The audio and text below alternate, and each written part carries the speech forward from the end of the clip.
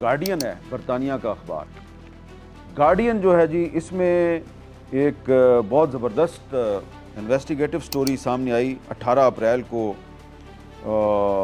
Lauren आरातानी की, और इन्होंने एक सनसनीखेज इंकशाफ किया। गार्डियन कहता है जी, traders placed over $1 billion in perfectly timed bets on Iran war. What is going on? और बताया क्या इन्होंने कि अमेरिका और इजराइल के ईरान पर हमले से एक दिन पहले 27 फरवरी को ये जो प्रेडिक्शन मार्केट है जहां शर्तें लगती हैं, यहां पे 16 जो अफराद हैं, 16 अकाउंट्स, उन्होंने शर्त लगाई कि ईरान के खिलाफ जंग होने वाली है। और यहां तक एक शर्त में कहा गया कि आयतुल्लाह अली खामनई साहब जो हैं वो इक़्तिदार से महरूम हो जाएंगे। और 28 फरवरी को इजराइल और अमेरिका मिलकर ईरान पर हमला कर देते हैं। तो गार्डियन ने लिखा है जी कि ये 27 फरवरी को 16 अकाउंट्स ने जो शर्तें लगाईं, उन्होंने लाखों करोड़ों डॉलर कमा लिए और अगले दिन हमला भी हो गया। और फिर 7 अप्रैल को जब अभी पाकिस्तान की कोशिशों से सीज़ फायर होने वाला था, तो इसी प्रेडिक्शन मार्केट में शर्त लगाई गई कि अब इंटरनेशनल मार्केट में तेल की कीमत नीचे आने वाली है, और सीज़ फायर हुआ तो तेल की कीमत नीचे आ गई। तो अब आप खुद सोचें कि ये जो इनसाइड इंफॉर्मेशन है, 3 मामलात पे मैं आपको बता देता हूँ। 1, वेनेजुएला का सदर इक़्तिदार से महरूम हो जाएगा। ये प्रेडिक्शन मार्केट में जो बंदा भी शर्त लगा रहा है उसको पहले से पता है कि वेनेजुएला पे अटैक होने वाला है। फिर अगर कोई 27 फरवरी को ये शर्त लगा रहा है कि ईरान पर हमला होने वाला है, तो उसको कहीं से इन्फॉर्मेशन मिली हुई है। फिर अगर कोई 7 अप्रैल को ये शर्त लगा रहा है कि जी तेल की कीमत नीचे आने वाली है, तो उसको पता है कि सीज़ फायर होने वाला है, सीज़ फायर से तेल की कीमत नीचे आ जाएगी। तो कौन दे सकता है ये इन्फॉर्मेशन? अमेरिका में पॉली मार्केट में अगर इस तरह की शर्तें लग रही हैं, तो शर्त तो फिर वही लगाएगा ना जिसके पास इनसाइड इन्फॉर्मेशन है। इसलिए तमाम जो अमेरिकी अखबारात हैं वो शक का इजहार कर रहे हैं डोनाल्ड ट्रंप साहब कि जो डोनाल्ड ट्रंप बयान देता है ना कि आज ये हो जाएगा, आज ये हो जाएगा, 2 दिन में मुआहदा हो जाएगा, आज मुआहदा हो जाएगा, फिर कहता नहीं अब जंग होगी, तो कभी तेल की कीमत ऊपर जाती है, कभी तेल की कीमत नीचे आ जाती है। किसी के करोड़ों डॉलर डूब जाते हैं और किसी को करोड़ों डॉलर का मुनाफा हो जाता है। तो ये द गार्डियन ने इसमें कुछ आइडेंटिफाई भी किए हैं अकाउंट्स कि ये जो 27 फरवरी को जो 16 शर्तें लगी कि ईरान पर हमला होने वाला, ये कौन लोग थे? सब के सब जो हैं इनका ताल्लुक अमेरिका से था।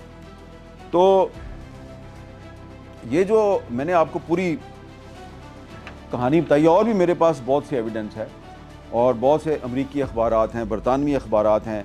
ये AXIOS एक वेबसाइट है, ये कह रही है mysterious trading patterns follow Trump into war, कि जंग शुरू होने से पहले ही ये जो प्रेडिक्शन मार्केट थी, इसमें कुछ मिस्टीरियस ट्रेडिंग पैटर्न्स नज़र आ रहे थे और फिर जंग शुरू होगी।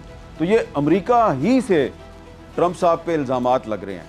जब 12 अप्रैल को मुज़ाकरात का पहला राउंड जो है उसमें एक ब्रेक थ्रू होने वाला था, और अमेरिका और ईरान जो हैं वो एक अंडरस्टैंडिंग के बिल्कुल करीब पहुंच चुके थे, और MOU जो है उसका ड्राफ्ट भी तैयार हो गया था। तो डोनाल्ड ट्रंप ने JD वैंस को वापस क्यों बुलाया?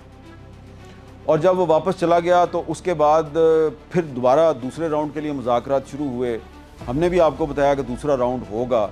दूसरे राउंड के लिए ईरान भी मान गया, अमेरिका तो पहले से माना हुआ था। फिर ईरान ने दूसरे राउंड से पहले एक गुडविल जेस्चर के तौर पे पाकिस्तान की दरख्वास्त पे जो स्ट्रेट ऑफ हुरमुज़ है, आबनाए हुरमुज़, उसकी नाकाबंदी ख़त्म कर दी। तो एकदम से तेल की कीमत मज़ीद नीचे आई। लेकिन डोनाल्ड ट्रंप ने कहा कि हम ईरान की नाकाबंदी ख़त्म नहीं करेंगे, और फिर टेंशन क्रिएट होगी।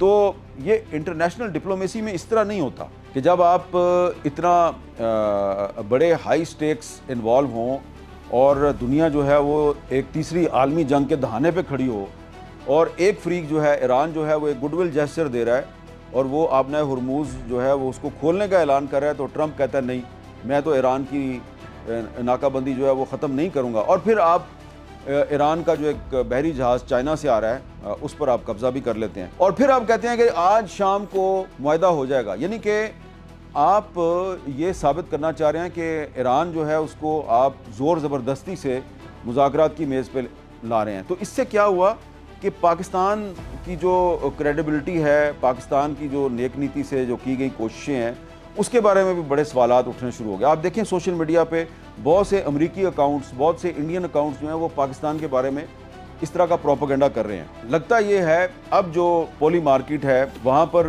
बहुत शर्त लग रही है जी, ट्रंप पाकिस्तान आएंगे या नहीं आएंगे। यानी कि ट्रंप साहब ने खुद ही जो मनी मार्केट है, प्रेडिक्शन मार्केट है, पोली मार्केट है, वहाँ पर यह सवाल खड़ा कर दिया है ट्रंप पाकिस्तान आएंगे नहीं आएंगे। तो अगर तो आपको अमन से मोहब्बत है, आप चाहते हैं कि अमेरिका और ईरान के दरमियान कोई वाकई अमन मुआहदा हो जाए, तो बेहतर यह है कि डोनाल्ड ट्रंप ना ही आएँ, क्योंकि वो आएंगे तो फिर ईरान के सदर मसूद पज़ेश्कियान को भी आना पड़ेगा। तो जो बहुत से जो इंटरनेशनल डिप्लोमेसी के माहिरीन हैं उनका ख्याल ये है कि डोनाल्ड ट्रंप ने ये जो डिप्लोमेटिक डील है इसको एक बिज़नेस डील की तरह इसको हैंडल किया है। और डिप्लोमेसी में इस तरह नहीं होता कि आप इधर धमकी दे रहे हैं, फिर आप उधर कह रहे हैं नहीं आज मुआहदा हो जाएगा, फिर आप कह रहे हैं 2 दिन बाद मुआहदा हो जाएगा, फिर आप कह रहे हैं मैं जा रहा हूँ पाकिस्तान, फिर आप कह रहे हैं मैं नहीं जा रहा। और प्रेडिक्शन मार्केट में शर्तें लग रही हैं कि डोनाल्ड ट्रंप पाकिस्तान जाएंगे कि नहीं जाएंगे। तो ये जो सारा मामला है, ये जो ईरान और अमेरिका की जंग का जो सेकंड राउंड है, उसके हवाले से बहुत सी जो प्रेडिक्शन सही साबित हुई, बहुत सी प्रेडिक्शन गलत साबित हुई।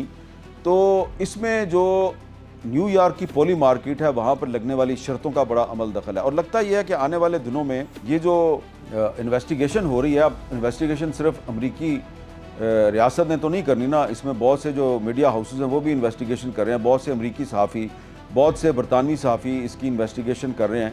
तो ये डोनाल्ड ट्रंप साहब जो हैं, अगर अमेरिका और ईरान के दरमियान डील होती है नहीं होती ये तो बाद की बात है, लेकिन डोनाल्ड ट्रंप जो हैं ये इसमें फंस चुके हैं और इससे अब उनका निकलना बहुत मुश्किल लगता है। और इसलिए मैं समझता हूँ कि ईरान और पाकिस्तान को चाहिए कि बड़ी एहतियात का मुजाहरा करें। पाकिस्तान जो है उसने एक मीडिएटर के तौर पर आलमी सतह पर अपने लिए एक नया मुकाम बनाया है, लेकिन ये जो पाकिस्तान की कोशिश है, इस कोशिश के लिए और आलमी अमन के लिए इस वक्त सबसे बड़ा ख़तरा ख़ुद डोनाल्ड ट्रंप है। तो ट्रंप पर ज़्यादा एतमाद नहीं करना चाहिए। डोनाल्ड ट्रंप पाकिस्तान आता है नहीं आता, इसको अहमियत देने की ज़रूरत नहीं है। कोशिश ये की जानी चाहिए कि ये जो पीस डिप्लोमेसी है इसका कोई पॉजिटिव रिज़ल्ट जो है वो सामने आ जाए।